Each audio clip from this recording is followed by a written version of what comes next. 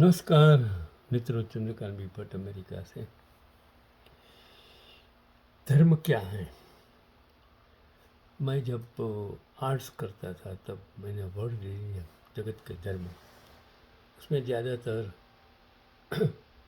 मुस्लिम धर्म, हिंदू धर्म, बौद्ध धर्म, जैन धर्म, सिख धर्म, जरथोस्ती, ये सब कितने सारे धर्म दुनिया में हैं और हर धर्म में दो फांटा होता है। कोई हिंदू धर्म की बात करता है तो कोई शिव, कोई राम, कोई कृष्ण को मानता है, और उनसे अलग हटकर बौद्ध अलग, जैन अलग, और जैन महावीर को मानते हैं। इस्लाम में पैगंबर, क्रिश्चियन में वो यीशु ख्रिस्त को मानते हैं। जरथोस्ती धर्म, यहूदी लोग कितने मानने वाले हैं। तो मैं आज एक ऐसी कहानी आपको कहता हूँ कि भारत में बौद्ध धर्म बिहार में पैदा हुआ और ये पूरे उसका साम्राज्य था, और फिर क्यों उसका पतन हुआ वो एक जटिल प्रक्रिया थी। और उसमें उस जमाने में हिंदू धर्म को नष्ट करने वाला धर्म था वो बौद्ध था, नहीं कि मुस्लिम। क्योंकि राम भी क्षत्रिय, बुद्ध भी क्षत्रिय, महावीर भी क्षत्रिय, क्षत्रिय राजा, कृष्ण ये यादव, और शिव वो ब्राह्मणों का राजा, मतलब भगवान। मुस्लिम धर्म हम मुसलमान कहते हैं, यीशु धर्म वाले को हम क्रिश्चियंस करते हैं, और वो यहूदी और वो सिख करते हैं। तो मैं बात करता हूँ बौद्ध की मुस्लिम आक्रमणों, मोहम्मद गजनवी, मोहम्मद गोरी द्वारा मठों और शिक्षा केंद्रों जैसे नालंदा, विक्रमशिला, वो किसने ध्वंस किया? इन लोगों ने। भिक्षुओं का नरसंहार, हिंदू धर्म में बुद्ध को अवतार मानना, जैसे शंकराचार्य के प्रभाव से, और बौद्ध धर्म की आंतरिक जटिलताएं और स्थानीय राजाओं जैसे राजपूतों से संरक्षण का अभाव इसमें मुख्य कारण है। क्योंकि जो कोई भी धर्म में धन भी जरूरी होता है, सपोर्ट भी जरूरत होता है, और अगर किसी लोगों का, राजाओं का, प्रजा का सपोर्ट ना हो तो कोई भी धर्म चल नहीं सकता है। और इसी कारण वो जो बौद्ध धर्म धीरे धीरे कमज़ोर होकर भारत में से लुप्त हो गया। मुस्लिम आक्रमण 11वीं-12वीं शताब्दी में जो आक्रमण हुए उसमें नालंदा, विक्रमशिला जैसे प्रमुख विश्वविद्यालयों और मठों को नष्ट कर दिया गया। हजारों भिक्षुओं को मार डाला गया और बुद्ध धर्म के आधारभूत ढांचे को ध्वस्त कर दिया वो आक्रमणकारों ने। गुप्त साम्राज्य के बाद बौद्ध धर्म को मिलने वाला राजकीय संरक्षण कम हो गया, जबकि ब्राह्मण धर्म की स्थापना शासकों जैसे कि राजपूतों का समर्थन मिला, जिससे बौद्ध धर्म कमजोर पड़ गया। जो हिंदू धर्म ने बुद्ध को विष्णु का अवतार मानकर उन्हें अपने धर्म में शामिल कर लिया, जिसमें बौद्ध धर्म के अनुयायियों को अपने धर्म से अलग महसूस होने लगा और वे हिंदू धर्म में वापस लौट गए। मुस्लिम हिंदू नहीं होते हैं, लेकिन बौद्ध हिंदू हो गए। और अभी तो जो हम सब वो उच्च वर्ग जो निचले वर्ग में आदिवासी है, ऐसे गरीब लोगों का धर्मांतरण होता है तो शायद उसमें बौद्ध हो जाते हैं, या तो क्रिश्चियन हो जाते हैं, या तो मुस्लिम हो जाते हैं। लेकिन उसमें से हिंदू धर्म में कोई कन्वर्ट नहीं होते हैं, क्योंकि वो एक अलग प्रक्रिया है। बौद्ध धर्म में आंतरिक जटिलताएं और भ्रष्टाचार का व्यापक स्वरूप ऐसे हुआ कि महायान शाखा के प्रभाव से बौद्ध धर्म में मूर्ति पूजा और कर्म कांड बढ़े। और जब हर धर्म में यही तो प्रॉब्लम्स है।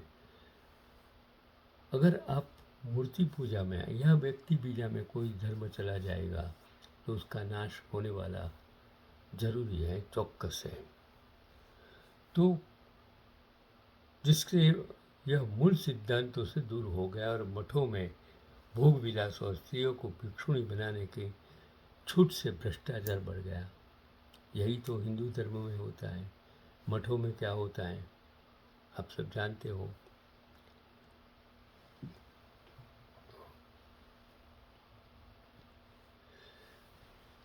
तो शंकराचार्य और जो कुमारिल भट्ट जैसे हिंदू दार्शनिकों का प्रभाव इतना बढ़ गया कि ज़्यादातर ये दक्षिण के हैं।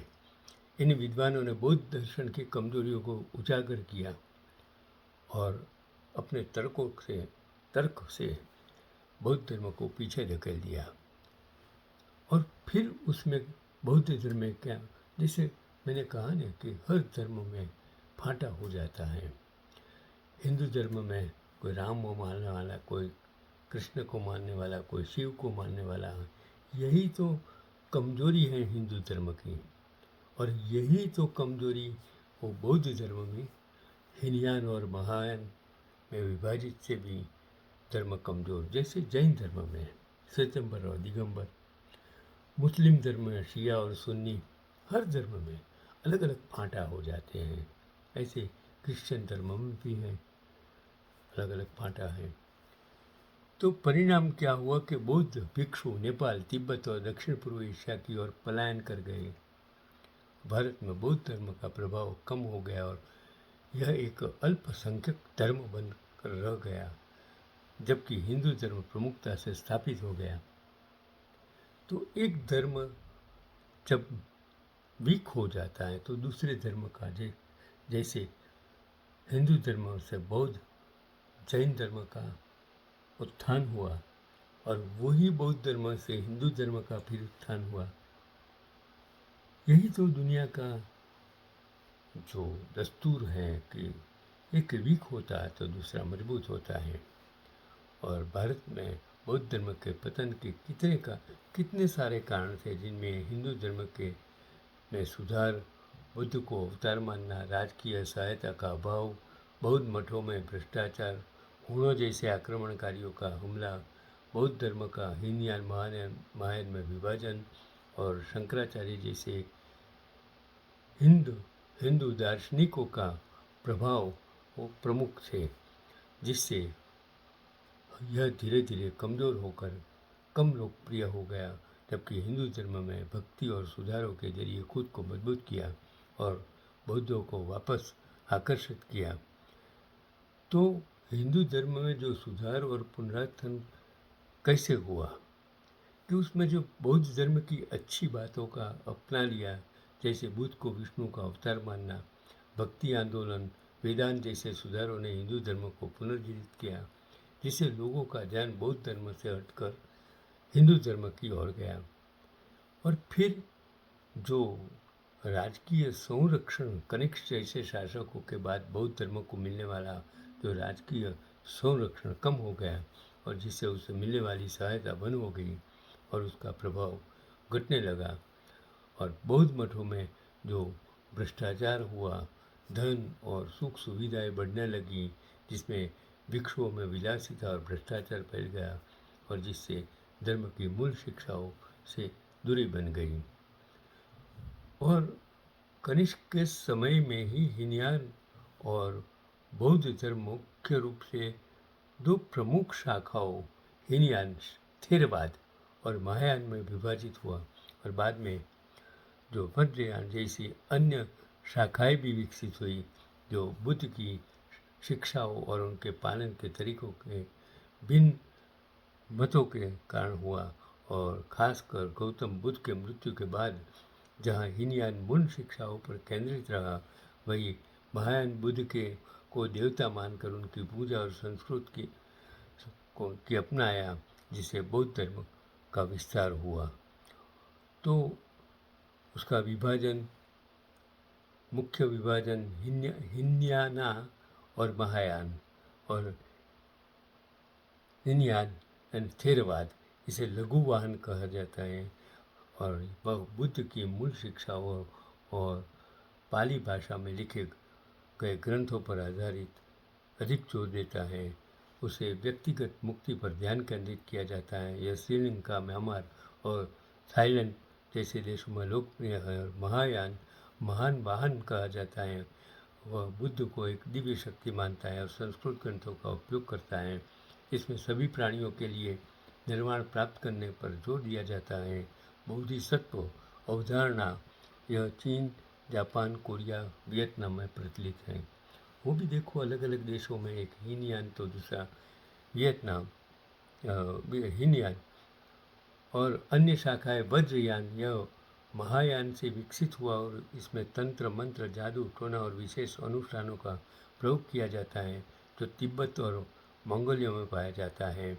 और शून्यतावाद महायान के भीतर ही विकसित एक दार्शनिक विचार जो सभी चीज़ों की शून्यता, खालीपन पर जोर देता है।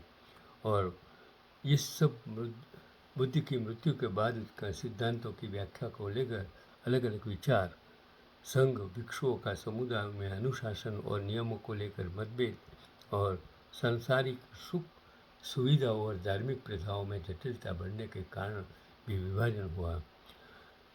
तो संक्षिप्त में ये कर सकते हैं कि बुद्ध धर्म का विभाजन अलग अलग दर्शन और आचरण के तरीकों के कारण हुआ, जिससे कई शाखाएं बनी, लेकिन मूल शिक्षाएं सभी में समान रूप से महत्वपूर्ण रही। मैं यही तो कहता हूँ, यही तो पैगाम। धर्म सेवा के लिए होता है, धर्म ज्ञान के लिए होता है, लेकिन धर्म जब सत्ता का साधन बन जाता है, सुख का साधन, व्यभिचार का साधन, ऐशो आराम का साधन बन जाता है, तो धर्म अपने आप ही नष्ट हो जाता है। यही आज का पैगाम।